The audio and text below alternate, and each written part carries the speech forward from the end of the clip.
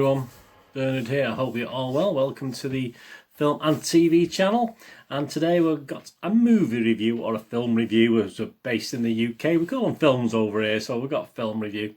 105 minutes, a drama horror mystery it's classed as, this one, and the film's entitled Antebellum.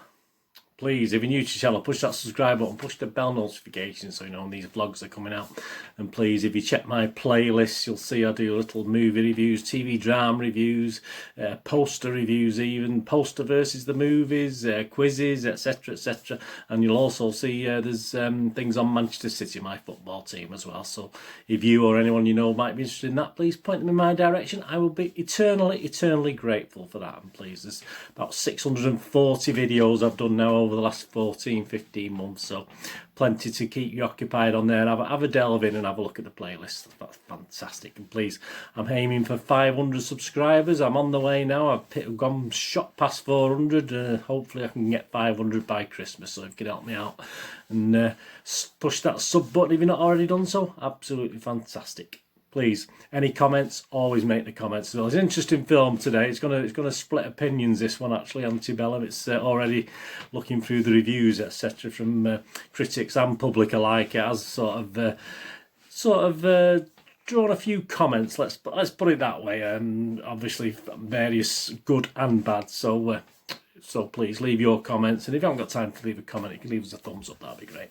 Right, Antebellum, let's get on with it. Written and directed by Gerard Bush and Christopher Renz. Stars Janelle Monáe, Eric Lang, Jenna Malone, and some other good actors as well. It's not a bad for actors, this film, actually, some good acting. And what's it about? Well, here we go. We've got two stories in one with this one. In the midst of the American Civil War, a Louisiana plantation is being run by the Confederate States Army. Slaves are treated harshly and not allowed to speak without permission. Those who attempt to escape are killed and their bodies burned in a crematorium. Not very pleasant at all. And then the other part of the story features successful author Veronica Henley. Finds herself trapped in a horrifying reality and must uncover the mind-bending mystery before it's too late. So there you go. That's the same film. That's not two films. This is the same film. Is it any good? Well, again, this is where it starts falling down a little bit. Rotten Tomatoes, only a 28% positivity rating based on 158 critics' reviews. So it's been out there. It's been out there for a while, and people have left a lot of reviews on this. It's got 45 fresh and 113 rotten, so not fantastic, and it averages 4.72 out of 10, which is a better score actually than 28% positivity, isn't it? So 4.72, not a total disaster, but not great either.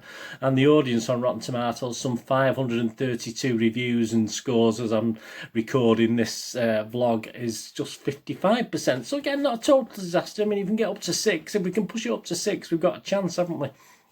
Metacritic, the critics rating, well, that's only 45% positivity based on 36 critics' reviews, and it scores anywhere from a lowly 1 out of 10 to a quite happy, nice 9 out of 10. And a couple of the reviews there from the rap Steve Pond, he only gave it 4.3 out of 10, and his comments were: grounding a genre movie in the history of slavery and the resurgence of white nationalism is a dark and dramatic gamble that pulls Antebellum out of the horror genre and into social commentary, or at least makes it an intriguing mix of the two. It's just too bad that the execution isn't sure-handed enough to live up to the ambition.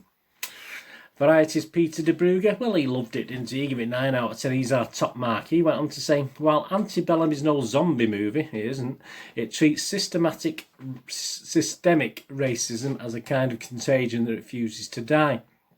Eating the brains of successive generations, there's only one way to stop it, and that's by blowing the minds of all those infected, which is precisely the impact Antebellum achieves. So quite gritty on that basis there. The audience, Metacritic audience, only 35 people have bothered to leave a score or a review, and that's just 5.2 out of 10. So again, we're getting a lot of 5s, aren't we, on this one? And just to complete the set of 5s, Internet Movie Database, yes, Joe Public, you, me, 9,866 reviews as I'm doing this, and it scores an average of 5.6. So again, we're getting up towards the 6 out of 10. 5.6 out of 10 for Internet Movie Database. Some of the positives, some of the pros on this film. Someone said every aspect of this film was gripping, compelling and well acted. Nothing was over explained, and as you as an audience member was given plenty of information and clues to follow the story. Well, you were, yeah. You could have done it a little bit better though. Someone else said it's not horror but still entertaining. Yeah, I mean it is classed as a horror. The actual slave side is quite horrific, but obviously you wouldn't class it perhaps as a straightforward horror, and that's if you do watch the trailers, but we'll talk about that in a minute. If you do watch the trailers, you may get misled just slightly. Someone else said, despite some logical inconsistencies in the plot and lack of exposition, I'd still recommend this as a must-watch movie for any fan of psychological horror. It really is that good, but falls just short of a masterpiece. I think that's someone connected with the film there. The movie has 2 timelines. This is another person and consists of 3 parts, past, present and the solution. Past is thrilling and well done. Yep, I'm not going to disagree with that. Present is quite boring, actually, and seems a bit too long. Yes, I'm not going to disagree with that. And the timeline solution, I didn't expect that, so well done too. Yeah, I wouldn't say well done too. It was okayish. And the cons and negatives. Someone said this movie was just not good at all. It left a lot of things unexplained. The concept and execution of the film was terrible. It just didn't make a whole lot of sense. I get what they were trying to convey in this movie, but it was not done well at all and missed a lot of important points. Yeah, I do echo some of that. We've got someone who wrote Roots Meets the Village. A bit more on that in a second. Someone else, this was an hour and 45 minutes and could have been a 30-minute movie easily. Tons and tons of boring dialogue in the middle, even confusing. It could have been done better. This wasn't even a 3-act movie, more like a 2-act movie. Yeah, again, shades of that I can agree with. Someone else wrote a good plot, horrible execution. Yeah, again, I echo that. And someone else wrote, great acting, good premise, but weak script. Loads of technical errors and doesn't make good use of time. So there you go. A lot of those critiques, pros and cons, I'm sort of siding with actually. There's nothing there that I thought, well, a couple of things, but nothing major that I thought, oh, they're totally wrong there. I would agree with most of those opinions, both for and against this thing. Yeah, so my thoughts, Bernard's thoughts on this. As you can see, it is a very, very mixed response. I mean, it's only getting, obviously, the Internet Movie Database 5.6, and it's usually scoring between 5 and 6, isn't it? So you're going to see that, aren't you? You're going to see the both extremes. And again, there's going to be a political element into this, obviously, with slavery involved, etc. Of course, it's going to raise some heckles and raise some questions from various sources who might watch this. And it is a brilliant... If you watch the trailer, it does... I actually did not watch a trailer or read the synopsis on this before I started to watch it. So certainly for 30 minutes or so, I was quite intrigued. Obviously, it was a brilliant start, and then obviously I was intrigued when a new element was introduced. But sadly, it sort of didn't build on it, and it started to pale for me a little bit. As I said, the trailer is excellent. I mean, I wouldn't advise you to watch the trailer actually, because you might be disappointed with the film. But if you watch the film then the trailer, you'll see what I mean. It's a superb trailer. Yeah, I did. It looks like some of the film looked. It's well put together.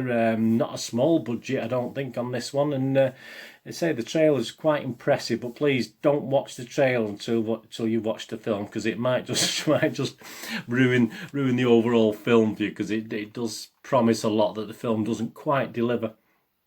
Someone said, obviously, Roots Meets the Village, and this just about sums it up. I mean, I did have the film called The Village back in 2004. I had it in my video shop, and obviously the great film, fantastic series, of course, Roots.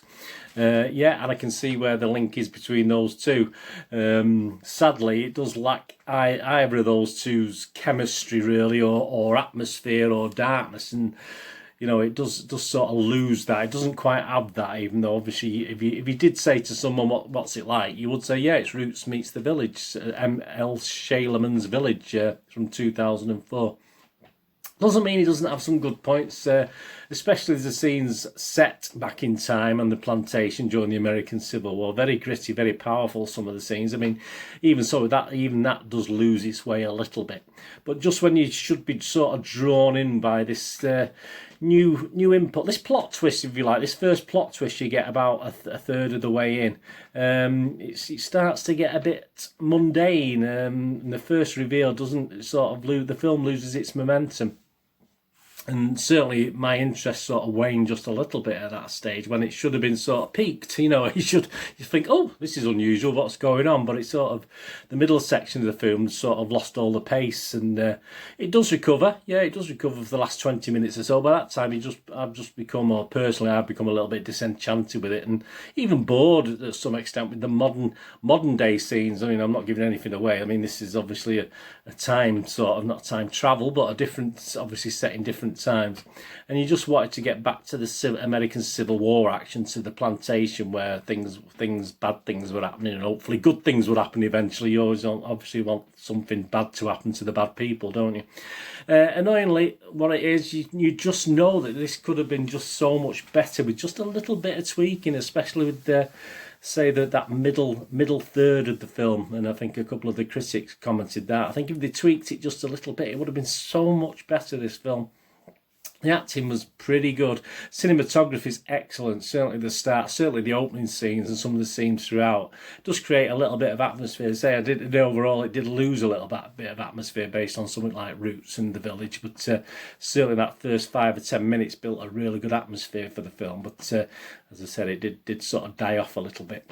It's just let down by a misfiring script, unfortunately. I think the script needed a little bit of extra work to make it a little bit more impressive. So to sum up, really, it was a good start, an okay end, but with a very poor middle. So I'm going to sit on the fence with my score. I'm not going to give it a 6. I'm going to give it yes, 5 is going to come into it again.